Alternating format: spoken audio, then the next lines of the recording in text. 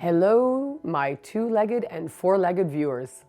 Today, we are going to be cooking an organ meat, chicken hearts, for both you and your four-legged best friend. I know it's not the most typical dish one would see, but in many parts of the world, it's actually a delicacy. And we are going to see how we can make it delicious in our kitchen for all of you. And here are the ingredients. We have the chicken hearts, one bowl for the dogs, and one bowl for the humans. And we have our multigrain pasta. We have the garlic and the onion for the humans. Salt and pepper. I will add salt to the chicken hearts when I'm boiling it for the dogs, but I will also add it to the human dish. And we have the coconut oil.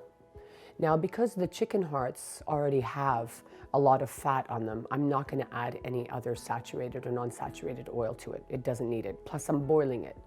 And some people, if you have an obese dog or any dog with heart condition, you can take the fat off of it. So, just to show you, this fat here, you can just cut them off and discard it if you need to. Otherwise, it's very good that the dog actually has animal fat or fat, the good kind, in the actual food. That's lubrication for them. Even humans need some fat as well. So our first step is to add salt to the pot of boiling water. And how much you would need, maybe a tablespoon, depends how much you cook. Now we just add, you can now turn the water down to medium. You know, you can just throw it all in, but just for the sake of not getting burned, you can also do it the civilized way. Now, before I actually rinsed the blood off of the chicken hearts. You can keep it, it's your choice. I'm sure the dogs won't mind either way. Chicken hearts actually don't take a long time to cook, 15 minutes maximum. You definitely don't want to overcook them, because when I actually serve the dogs the next day, I actually like to warm the food up. So again, you're going to have to go through the heating process. So keep them pretty chewy and tender. You'll see what I mean. Now, the other thing too is if you have really any size dog that doesn't have teeth problems, chicken hearts can be eaten raw.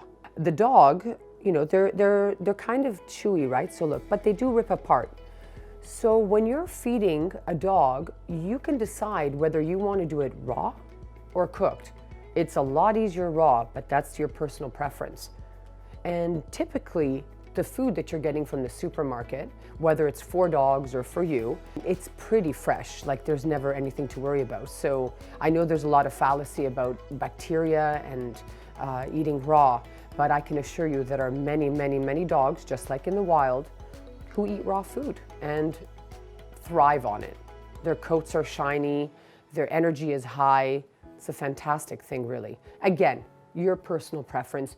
And just FYI, some dogs do not like eating raw food. They want it cooked. And that's why we're in this kitchen. Now, another controversial point about feeding dogs and even people is, do we feed them grains or no grains? Personally, I've been feeding my dogs grains, whether it's quinoa, only multigrain pasta like we're using today.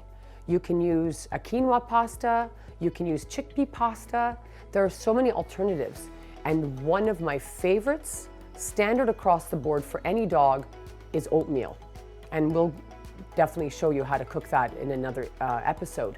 I really feel that the animals, at least once a day, just like us, in the morning, if you prefer, actually do very well when they have a bit of carbohydrates.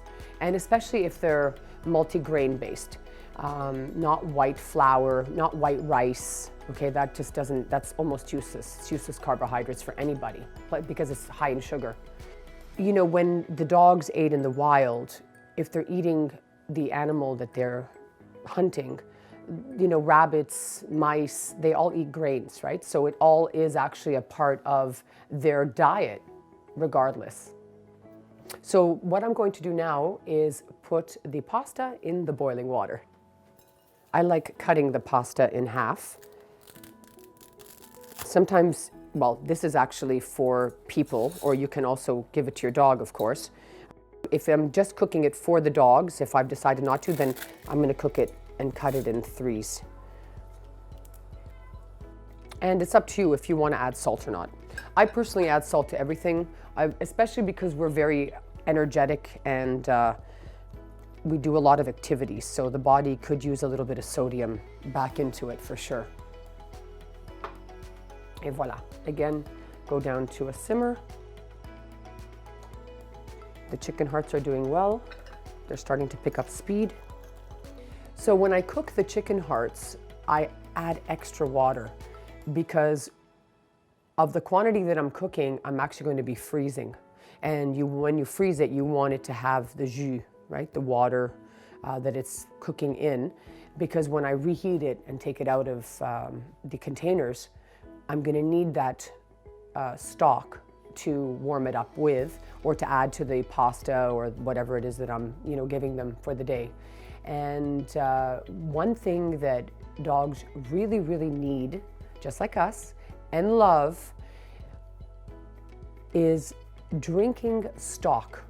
So this is what you're doing. This is why I love cooking these organs, because you're adding so much water that stock you put in a bowl for them and they drink it, and it's beautiful for them. And it keeps their skin and their cells, everything is moist. That's why I'm opposed to just dry dog food. There is no moisture when you're just feeding your dog dry dog food. And the people say, oh, well, I put water on it. First of all, most of the time, most of the time, people are using tap water. Just so that you know, it's just as bad for dogs as it is for humans, because there are 45,000 chemicals in our tap water.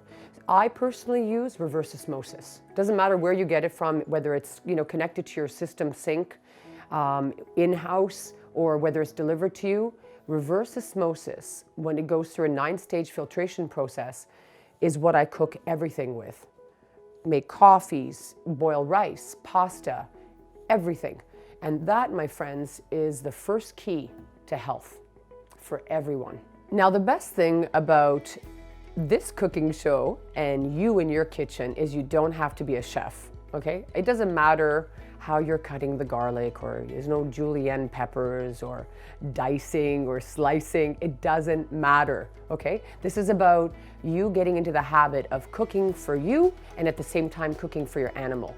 And this is the best part about it. So don't worry, I don't want you to be intimidated. I am not a professional chef, although I have been cooking for many, many years. It doesn't matter, okay? So it's freestyle.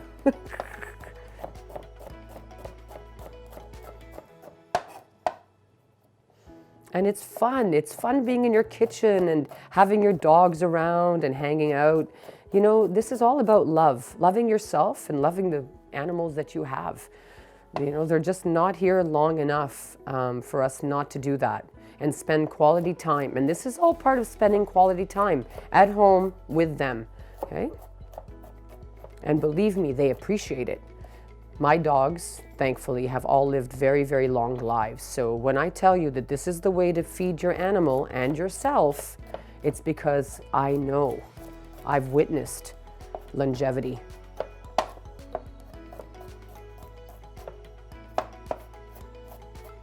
So now this is for our recipe. I do want to tell you something about garlic though in animals. They say that garlic is actually not good for dogs, it's toxic.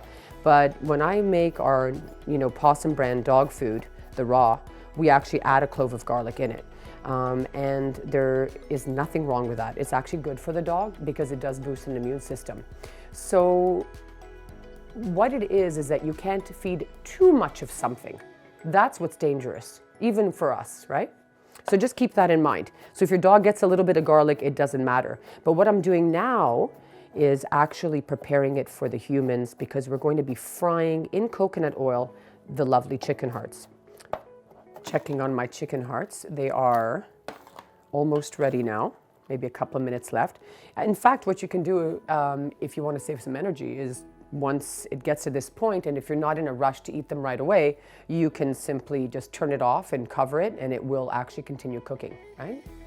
So let's actually do that, because while I'm busy cutting my onions for humans, Okay, so have I ever fed a dog, spaghetti sauce with onions in it? Bolognese? Yes, I have. Has it killed the dog? No, it hasn't. So again, don't freak out. This is not for the dogs though, this is just for the humans. But if they do get into a little bit of something, it's okay. So the nice thing is, you could actually even, if you didn't want to fry yours up, you can use some of the boiled chicken hearts that you were making for the puppies. Well, I want to specify something too. This is not just about dogs. A lot of cats eat raw meat, and they also eat meat, right? My cat eats chicken when I make it for myself. I feed her some, and she loves it. I'll feed her some cheese as well. So as much as I say dog, this is definitely for any four-legged friend that likes to eat well.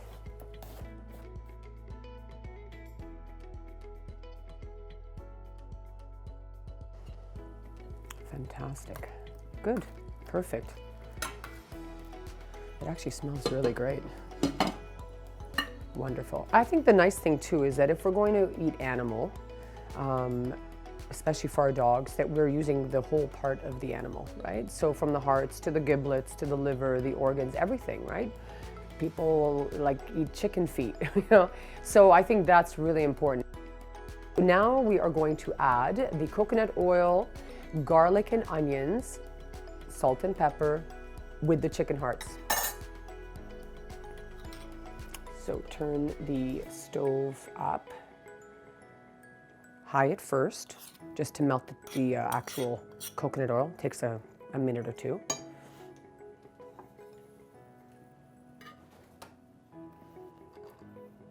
Now you can put garlic and onions in at the same time.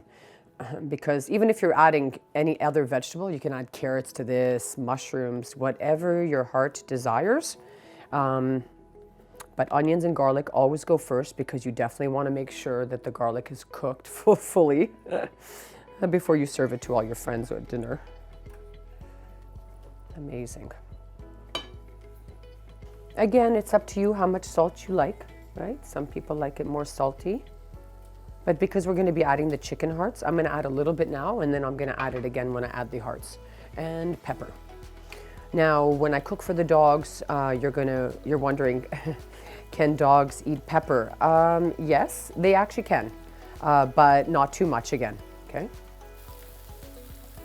Okay, fantastic. This is ready to go. Now I can tell that it's totally cooked. Now, I always rinse out my pastas. I don't leave the starch on it, even though it's multigrain. Even on the chickpea pastas or lentil pastas, I always rinse them off. Just the gluten, right? So you just don't want that.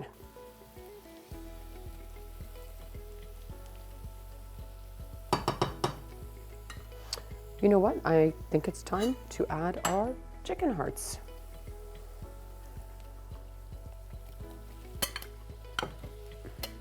Now, I always cook like a party of 20s coming over for dinner, okay? So I don't believe it.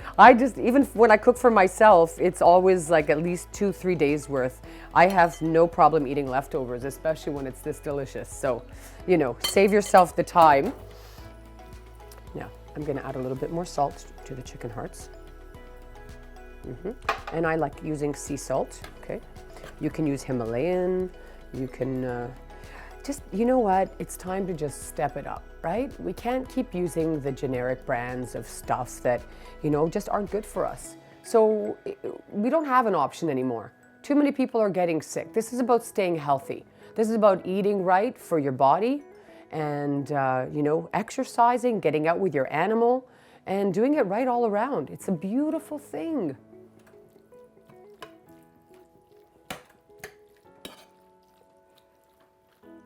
If you want it to be a little bit juicier, if I find that the coconut oil is not enough, then you can add some of the chicken stock, right, the water from here into here. So it's exact same.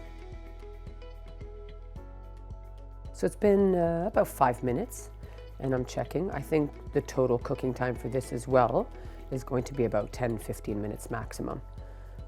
Of course, you always have to stir it up, okay? So because some things sit at the top, and that would mean that they don't cook as fast and equally to the others. And then cover it up again. Oh, it is ready. Oh, yes, yes, yes. Now notice that I actually didn't add any water or stock to this at all. And look how juicy this is. It made its own pasta sauce. Part of it is the fat off the chicken heart. And of course, they're probably swollen with a bit of water, and then it, you know, creates this wonderful liquid. Okay, these are right about done. Time to add it to the pasta.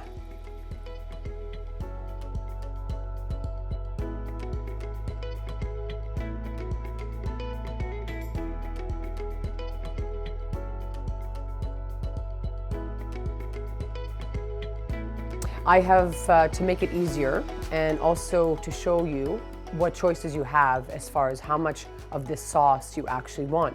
So I went from the pan, poured it into this plate, which was much easier, which I'm going to now pour into my gravy server. This has everything that you either want to use or don't want to use. It's up to you, but it does have the fat in it, so it's completely whatever your diet entails.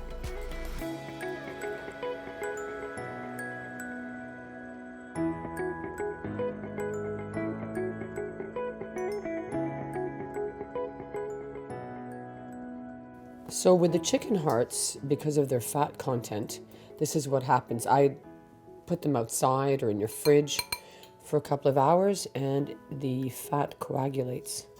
So you get, it actually makes it really easy to just take it off, and I throw it in the garbage or the compost, really.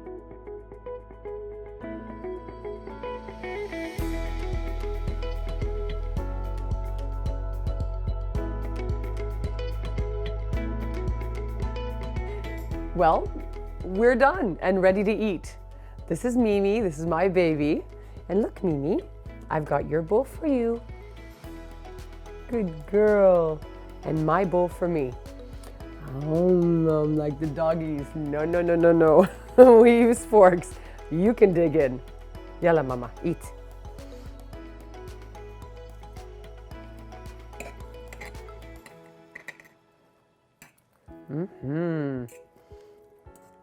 Oh, this is so delicious. Oh my God, it is delicious. Yalla, here. Well, if you liked what you saw and learned today, please subscribe to our channel and stay tuned for more healthy eating for you and your best friend.